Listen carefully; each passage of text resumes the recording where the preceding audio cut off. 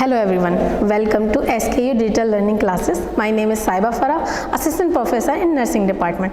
जो हमारा आज का टॉपिक है वो है फीमेल रिप्रोडक्टिव सिस्टम, जो एनाटॉमी एंड फिजियोलॉजी से लिया गया है for BSc nursing first year.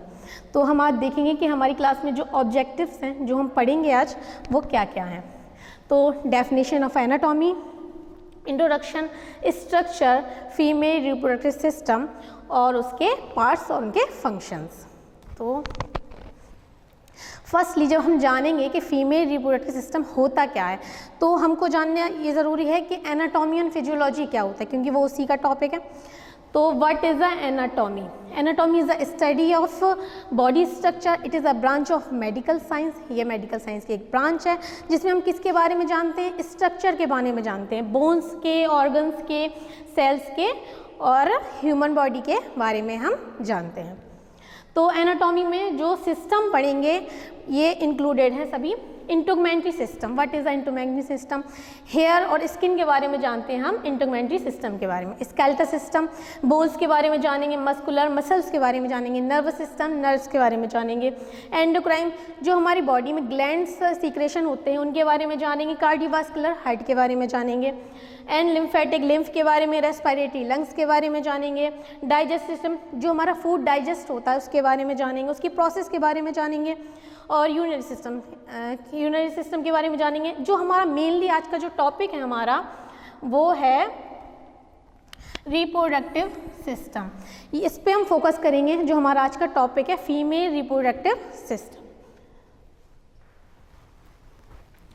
इसका हम इंट्रोडक्शन जैसा कि हमने अपने ऑब्जेक्टिव्स में बताया था कि जो फीमेल रिप्रोडक्टिव सिस्टम है उसके बारे में हम जानेंगे। तो जो हमारा मेनली इस पे जाएंगे, फोकस करेंगे रिप्रोडक्शन या रिप्रोडक्टिव। तो जब न्यू ह्यूमन बीइंग का आपस में जब फ्यूज़न होता है मेल और फीमेल गैमीट्स का, तो किसी न्यू ह्यूमन बीइंग का प्रोडक्शन होता है। इंट्रोडक्शन देखेंगे इसका हम। It is a system which produce a new human being by the fusion of male and female gametes. Fusion मतलब होता है आपस में जुड़ना, male and female gametes. Male gametes कौन कौन से होते हैं? जैसे कि स्पर्मेटोजोआ या स्पर्म। फीमेल गैमीट्स कौन कौन से हैं? ओवा, ओवम या एग। ओके, अब इसका फंक्शन क्या होगा? क्योंकि जो फीमेल रिप्रोडक्टिव सिस्टम बॉडी में जो इंक्लूड होता है उसका फंक्शन क्या होगा? मेन प्रोडक्शन ऑफ ओवम, जैसा कि हमने बताया था कि आपस में फ्यूज़न होता है मेल एंड फीमेल गैमीट्स का, तो ये क्या करेगा? प्रोडक्शन करेगा किसका? ओवम या एग का। It will give place for the fertilisation. जब ये फ्यूज़न करता है, क्या है फर्टिलाइजेशन? क्या होता है? एक मिनट। हाँ, फर्टिलाइजेशन क्या होता है? फर्टिलाइजेशन जब आपस में मेल और फीमेल गैमेट जब फ्यूज़न करते हैं उसकी प्रोसेस को हम फर्टिलाइजेशन कहते हैं। What is the parturition? जो पार्चुरेशन वर्ड आया है, पार्चुरेशन क्या होगा? जब 37 वीक के बाद में जब यूट्रस कॉन्ट्रैक्ट करता है, ये स्पॉन्टेनियसली कॉन्ट्रैक्ट करता है, उसको हम उस क्रिया को या उस प्रोसेस को हम पार्चुरेशन करते हैं। अब यहाँ पे लैक्टेशन क्या कर रहा है? क्योंकि जो लैक्टेशन है, मिल्क प्रोडक्शन है, वो फीमेल रिप्रोडक्टिव सिस्टम में ऑर्गन में इंक्लूड रहेगा, इसलिए यहाँ पे ये जो वर्ड है लैक्टेशन वो यहाँ पे आया है। नेक्स्ट स्लाइड देखेंगे हम। Parts of female reproductive system. जो पार्ट्स होते हैं फीमेल रिप्रोडक्टिव सिस्टम के वो एक्सटर्नल और इंटरनल दोनों ही होते हैं, पर जो हमारी आज की क्लास है उसमें हम एक्सटर्नल पार्ट के बारे में बात करेंगे, इंटरनल पार्ट के बारे में हम नेक्स्ट क्लास में बात करेंगे।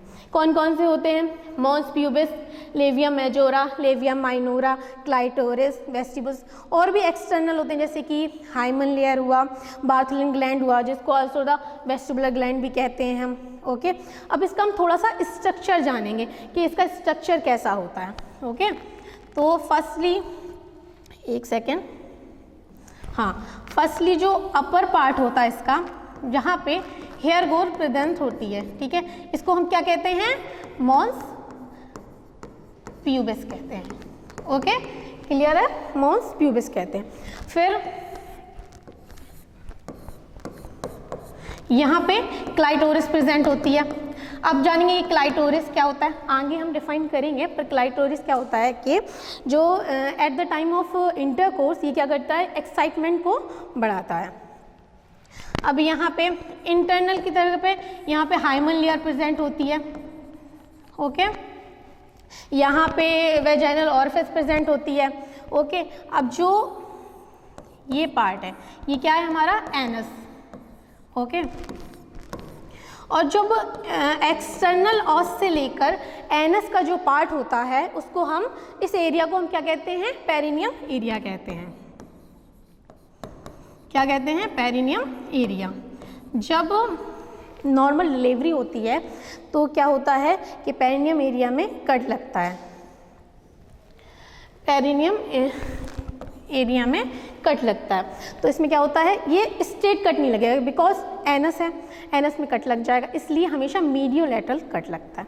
ओ क्या, जो आउटर लेयर होता है उसको क्या कहेंगे हम, लेविया माइनोरा। ओके, ये आउटर लेयर होता है, इसमें क्या होता है, हेयर ग्रोथ प्रेजेंट होती है। और इनर जो लेयर होती है उसको हम क्या है, माइनर और मेजर से समझ रहे हैं, मेजर माइनर। जो माइनर लेयर होती है उसमें हेयर ग्रोथ प्रेजेंट नहीं होती है। ओके, अब हम नेक्स्ट देखते हैं। ये हमने जान लिया था। इंटरनल में जब हम नेक्स्ट क्लास लेंगे तो उसमें हम देखेंगे क्या है, वेजाइना क्या है, इंटरनल ऑर्गन्स प्रेजेंट होते हैं। ये वेजाइना क्या है, यूट्रस क्या है, फैलोपियन क्या है, फैलोपियन ट्यूब को हम स्पेंजिस भी कहते हैं, ओवरीज क्या है, ओवरीज का वर्क क्या है, ठीक है, ये हम नेक्स्ट क्लास में डिफाइन करेंगे। हाँ, तो जैसा कि हमने आपको बताया था कि मॉन्स प्यूबिस क्या होता है, मॉन्स प्यूबिस हमेशा अपर पार्ट में प्रेजेंट होता है, जैसे कि लिखा हुआ, it is the first upper part of the female external genitalia that is compose by the fatty tissue. जब कोई लेडी के अंदर फैट ज़्यादा प्रेजेंट होता है तो मोस्टली हम लोग को वहाँ फैट देखने को मिलेगा। At the time of puberty, puberty की क्या एज होती है, नॉर्मली जो गर्ल्स में प्यूबर्टी की एज होती है 12 to 13 एज होती है। वहाँ पे जब हार्मोन्स एक्सचेंज होते हैं या चेंजेस आते हैं तो वहाँ पे हम लोग को हेयर ग्रोथ देखने को मिलेगी। अब यहाँ लोकेशन कहाँ होती है इसकी, प्यूबिक बोन में होती है। It is compose by the sebaceous gland, sebaceous gland का बना होता है, जो हेल्प क्या करता है at the time of intercourse, जब इंटरकोर्स का टाइम होता है ये उसको हेल्प करता है। ये हमारा कंप्लीट हो गया मॉन्स प्यूबिस। नेक्स्ट क्या है, जैसा कि हमने अपने डायग्राम में डिफाइन किया था, labia majora, labia minora. Labia majora को हम आउटर लिप कहते हैं, लेविया माइनोरा को हम इनर लिप कहते हैं। लेविया, डिफरेंस बता रही हूँ ताकि आपको क्लियरेंस हो जाए। जो लेविया मेजोरा होता है उसमें हेयर ग्रोथ प्रेजेंट होती है, लेविया माइनोरा में हेयर ग्रोथ प्रेजेंट नहीं होती है, पर जो इनका कंपोज होता है वो मिनिमली सेम ही होता है, जैसे कि फाइब्रस टिश्यू के बने होते हैं, सेबेशियस के बने होते हैं, आल्सो द एक्राइन ग्लैंड के ये बने होते हैं। इनमें ये चीज़ सिमिलर है और कुछ डिफरेंस है। अब क्लाइटोरिस क्या है, हमने क्लाइटोरिस के बारे में बात की थी। जैसे कि मेल रिप्रोडक्टिव सिस्टम में पेनिस का फंक्शन होता है वैसे ही फीमेल में उसका क्लाइटोरिस का वर्क होता है। ये क्या करता है, ये एक्साइटमेंट बढ़ाने का काम करता है। कब, at the time of intercourse. Homologous का मतलब मेनली यही है कि सेम वर्क करने वाला। नेक्स्ट स्लाइड देखेंगे हम, वेस्टिब्यूल और पेरिनियम। वेस्टिब्यूल क्या होता है, it is also known by the Bartholin gland, ये बार्थलिन ग्लैंड के नाम से भी जाना जाता है। They are open in the vestibular that is located in the lateral side, lateral दोनों साइड प्रेजेंट होता है ये।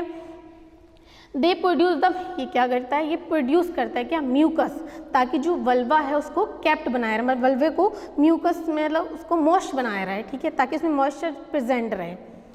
पेरिनियम एरिया क्या होता है, जब हमने बताया था कि एक्सटर्नल ऑस से लेकर एनस के बीच का जो एरिया होता है उसको पेरिनियम एरिया कहते हैं, जहाँ पे मीडियोलैटरल कट लगता है। जैसे कि हमने पहले भी बात करी थी कि डिलीवरी के टाइम पे, at the time of delivery, इसमें मीडियोलैटरल कट लगेगा। अब मीडियोलैटरल कट क्यों लगेगा, बिकॉज एनस प्रेजेंट होता है। अगर हम स्ट्रेट कट लगाएंगे तो एनस कटने के चांस रहते हैं। It is the area that is extend from the base of labia majora to the anus canal, anal canal. It perineum there is connected tissue, all the fatty tissues present होते हैं, muscular attached with the pelvic floor, जो attached होता है वो muscular वो pelvic floor से present होता है। तो यहाँ पे हमारी क्लास ख़त्म होती है और जो हमारा internal organs हैं वो हम next क्लास में लेंगे। Thank you.